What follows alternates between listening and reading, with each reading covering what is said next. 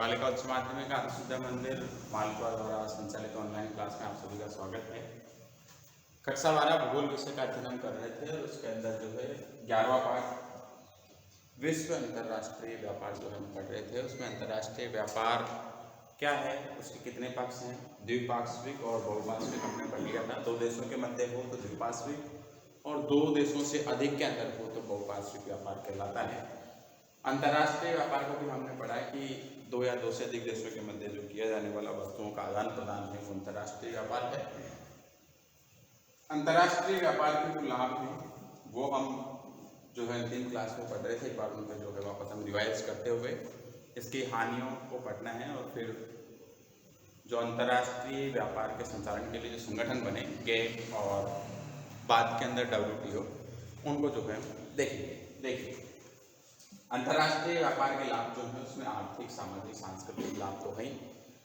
आर्थिक, सामाजिक, सांस्कृतिक लाभ इस प्रकार हैं। तो देखिए सांस्कृतिक लाभ सबसे पहले उसको देखिए, उत्पादन में वृद्धि होती है, अधिक जो है उसकी मांग होगी। विदेशों के अंदर भी अगर माल जाएगा तो उत्पादन में वृद्धि करनी पड़ेगी।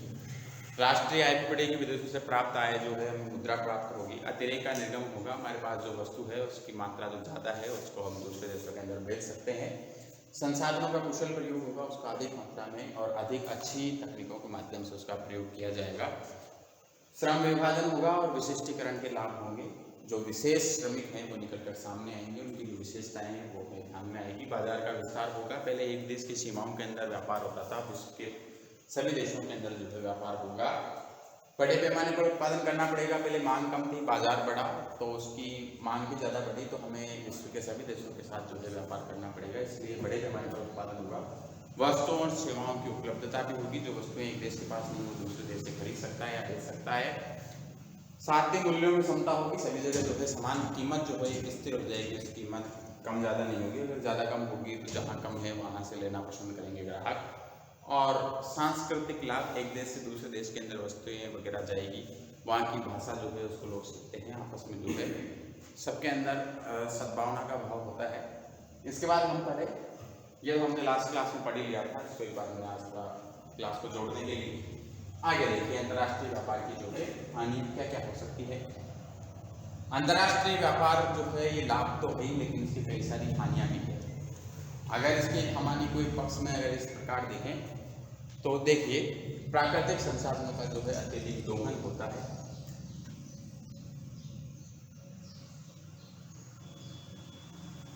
एक देश है, वहाँ के जो प्राकृतिक संसाधन है अगर वो अंतर्राष्ट्रीय व्यापार नहीं करता है और अंतर्देशीय व्यापार ही करता है तो उस देश की सीमाओं के अंदर जो काम आने वाली वस्तुएं हैं या वहाँ काम आने वाले जो सामान हैं उतनी मात्रा के अंदर जो है वो उसके संसाधनों का दोहन करके और उत्पादन करेगा।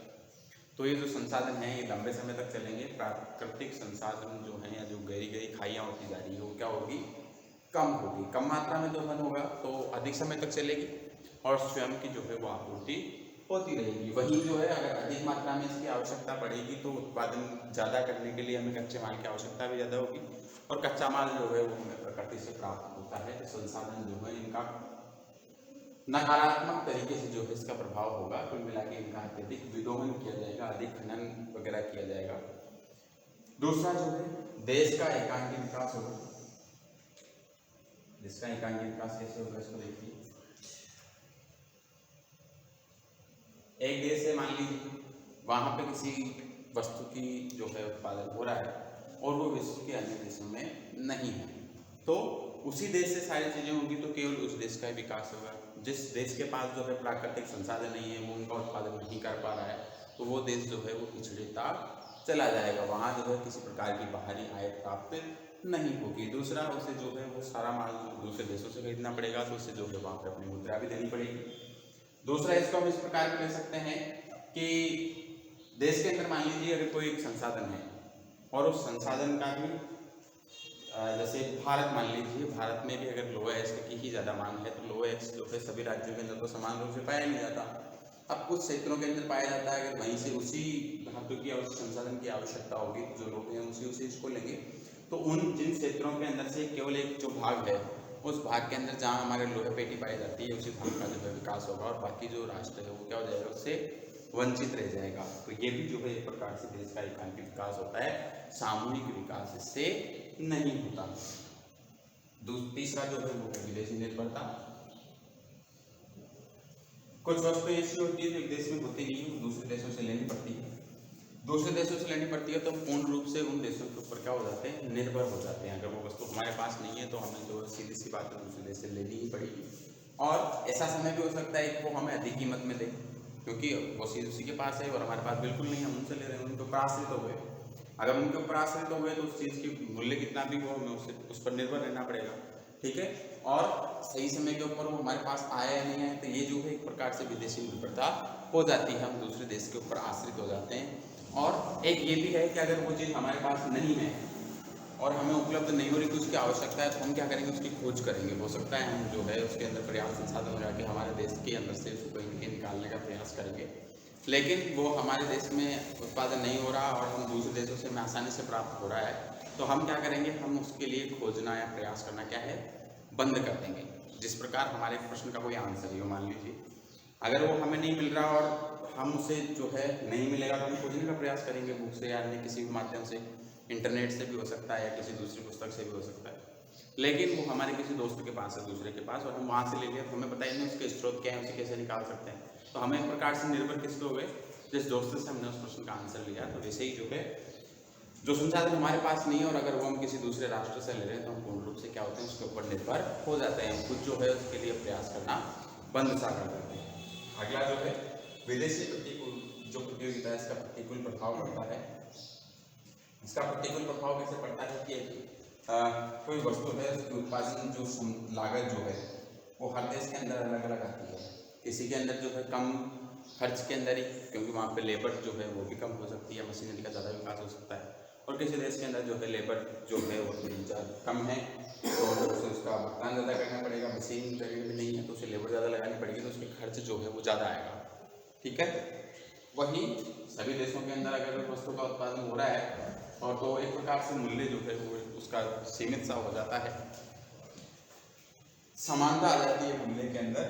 तो जिस देश की लागत ज़्यादा आ रही है उसको जो है लाभ नहीं होगा, विदेशी प्रतियोगिता जो है उसके अंदर क्या होगा, उसके ऊपर नकारात्मक प्रभाव पड़ेगा, क्योंकि उसकी लागत ज़्यादा आ रही है, दूसरे राष्ट्र में कम आ रही है, तो जहाँ कम आ रही है लोग वहाँ से लेना ज़्यादा पसंद करेंगे, और जिसके लागत ज़्यादा आ रही है, जिसकी मूल्य वृद्धि ज़्यादा है, वहाँ से लोग कम लेंगे, तो उसके ऊपर उसके उत्पादन के ऊपर नकारात्मक प्रभाव पड़ता है। अंतिम जो है वो राजनीतिक दास्ता है।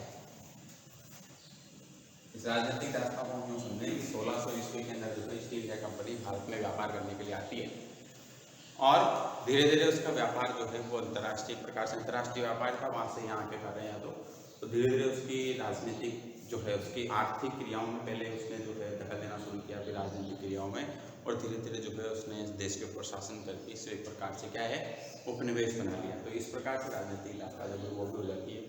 हो सकता है किसी सरकार का जो है उस संबंध में प्रयास हो या नहीं हो, तो वैसे अपनी स्थानीय सरकार के दबाव के अंदर भी जो है लोग इसमें आते हैं। तो ये इस प्रकार से इसकी जो 5 महत्वपूर्ण और अन्य कई प्रकार की हानियाँ भी हो सकती है।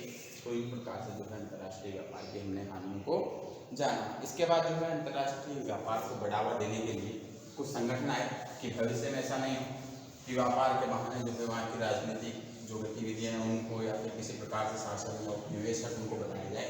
तो इसके लिए जो है 1 जनवरी 1950 को एक संगठन का निर्माण हुआ जिसे हम गेट के नाम से जानते हैं, general agreement on trade and trade. आगे जैसे क्या है, अंतर्राष्ट्रीय व्यापारिक संगठन प्रशुल्क एवं व्यापार पर महा समझौता, जिसे हम गेट के नाम से जानते हैं। देखिए, गेट विश्व का सबसे पहला विशाल अंतर्राष्ट्रीय व्यापारिक समझौता था जिस पर 30 अक्टूबर 1947 को 96 देशों ने हस्ताक्षर किए। विश्व में व्यापार जो है इसके ऊपर जो प्रमुख जो शुल्क वगैरह लगाए गए, इससे पहले हमने पढ़ा इसके पहले अध्याय में, तो उन करों को प्रतिबंध जो लगा दिए गए थे देश के अंदर अंतर्राष्ट्रीय व्यापार पे उनको नियंत्रण करने के लिए, या उनसे जो है उनके ऊपर इस प्रकार के इस प्रकार से अगर हम देखें तो जो 15वीं शताब्दी के अंदर उपनिवेशवाद जो आया सामने और उसने सभी देशों को जो है अपने लगभग विश्व के अधिकांश देशों को जो है यूरोपीय देशों ने अपने उपनिवेशित बना लिया। तो उस समय जो व्यापार पर प्रतिबंध लगा दिया गया था उस प्रतिबंध को जो है हटाने के लिए प्रशुल्क एवं व्यापार पर महासमझौता जो है GATT जो है इसकी स्थापना हुई। इसकी स्थापना जो है 30 अक्टूबर 1947 को 96 देशों के हस्ताक्षर से होती है और ये जो समझौता है ये 1 जनवरी 1948 से लागू हो जाता है। दोनों तारीखें जो है हमें ध्यान रखनी है, स्थापना कब हुई, समझौता कब हुआ, कितने देशों ने जो है प्रारंभ इसके ऊपर हस्ताक्षर किए और इसने जो है कार्य करना कब से शुरू किया। तो 1 जनवरी 1948 से जो है ये संपूर्ण विश्व के अंदर इसने कार्य करना प्रारंभ किया, लागू हो गया। यह बहुपक्षीय, कई सारे इसके पक्ष हैं, केवल एक पक्ष नहीं है, बहुपक्षीय अंतर्राष्ट्रीय संधि थी जो विश्व व्यापार का 80% भाग जो है समाहित करती थी। इसके माध्यम से विश्व में जितना व्यापार होता था उसका 80% व्यापार जो है इसके माध्यम से होने लगा। इसने अंतर्राष्ट्रीय व्यापार को आचार संहिता युक्त एक मंच प्रदान किया। एक प्रकार के आचार संहिता किसी एक निश्चित फॉर्मेट के अंदर या कुछ प्रतिबंधों के माध्यम से एक मंच प्रदान किया इसने और 1 जनवरी 1995 को जो है गेट को समाप्त कर उसे विश्व व्यापार संगठन WTO वर्ल्ड ट्रेड ऑर्गेनाइजेशन में सम्मिलित कर लिया गया। गेट का मुख्यालय जो है वो जेनेवा स्विट्जरलैंड में था। ये जो है गेट प्रशुल्क एवं व्यापार महासमझौता इसको जो है समाप्त करते हुए इसका विलय वर्ल्ड ट्रेड ऑर्गेनाइजेशन के अंदर कर दिया गया। 1 जनवरी 1995 को 30 अक्टूबर 1947 को जो है हस्ताक्षर से ये अस्तित्व में आया, 96 देशों के इस पर हस्ताक्षर हुए। 1 जनवरी 1948 को जो है ये लागू हो गया और 1 जनवरी 1995 को जो है इसे समाप्त कर दिया गया। और इसका मुख्यालय कहाँ था? जिनेवा भी इसे कह सकते हैं, जिनेवा भी कह सकते हैं, स्विट्जरलैंड में इसका मुख्यालय था। उस समय जो इसके राष्ट्र थे 96 देश, उनको हम जो है समझ सकते हैं इस मेल के माध्यम से। गेट जो है इसका विलय general agreement on trade and trades का जो है विलय WTO वर्ल्ड ट्रेड ऑर्गेनाइजेशन के अंदर कर दिया गया और अब जो है हमें वर्ल्ड ट्रेड ऑर्गेनाइजेशन WTO पढ़ना है। ये वर्ल्ड ट्रेड ऑर्गेनाइजेशन का मुख्यालय है जेनेवा स्विट्जरलैंड के अंदर। इसका लोगो है, चलिए अंतर्राष्ट्रीय व्यापारिक संगठन WTO जिसे हम पढ़ रहे हैं। विश्व व्यापार संगठन, इससे पहले वाला जो हमने पढ़ा वो गेट था नंबर 1 और दूसरा नंबर का जो है विश्व व्यापार संगठन WTO के नाम से इसे जाना जाता है। विश्व व्यापार संगठन एक अंतर्राष्ट्रीय संस्था है। इसकी स्थापना जो है कब हुई? 15 अप्रैल 1994 को इसकी स्थापना हुई। 1 जनवरी 1995 को जो है किसकी समाप्ति हुई? गेट जो है उसको समाप्त कर दिया और उसका विलय किसमें किया गया? WTO में किया गया और WTO जो इसकी स्थापना होती है 15 अप्रैल 1994 को और इसने कार्य प्रारंभ किया गेट की समाप्ति के बाद 1 जनवरी 1995 से। इसका जो मुख्यालय है वो भी जेनेवा स्विट्जरलैंड में ही है, जहाँ पहले गेट का मुख्यालय था वहीं पे WTO का मुख्यालय रखा गया। प्रश्न पूछा जा सकता है इसका मुख्यालय कहाँ है? विश्व व्यापार संगठन जो है इसका उदारीकरण, भूमंडलीकरण, वैश्वीकरण जैसे हम कहते हैं और निजीकरण एक अंतर्राष्ट्रीय कार्य योजना है जिसका अनुपालना सभी सदस्य देशों ने करना होता है। जो इसके सदस्य देश हैं इसकी कुछ नियमावली है। इसके अंदर जो है वैश्वीकरण और उदारीकरण, निजीकरण जैसी इन सबको जो है नियमावली को सभी देशों को जो इसके सदस्य राष्ट्र हैं उनको इसकी पालना करनी होती है। वर्तमान में जो इसकी सदस्य संख्या है वो 164 है। 164 देश जो हैं वो इसके अंदर हैं। 2015 तक 164 थे और आज 164 नए जो देश हैं इसके अंदर सम्मिलित हुए नहीं।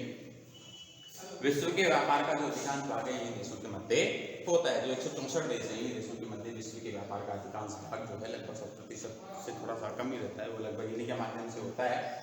गेट के तत्कालीन महानिदेशक जो थे ऑर्थर डंगर ने यूरोपीय दौर के विचार विमर्श का अंतिम प्रारूप जो है वो सितंबर 1991 में कर लिया था और इसे डंकन प्रस्ताव को 1992 में पेश किया गया। प्रश्न यहाँ से होता है डंकन प्रस्ताव क्या है? बाद में विचार विमर्श के बाद 15 सितंबर 1993 को स्वीकार कर लिया गया। भारत भी इसका जो है सदस्य देश है वर्ल्ड ट्रेड ऑर्गेनाइजेशन का। इसे हम इस मैप के माध्यम से समझ सकते हैं। जो डार्क कलर के ब्लू रंग में है ये इसके सदस्य देश जो हैं, इसके मेंबर जो हैं उनको दिया गया है और जो ये इस तरह से दिख रहे हैं हमें वाइट से थोड़े से ब्लैक हल्के हल्के, ये जो हैं इसके सदस्य देश नहीं हैं। इसके आगे जो है हम नेक्स्ट वीडियो के अंदर पढ़ेंगे।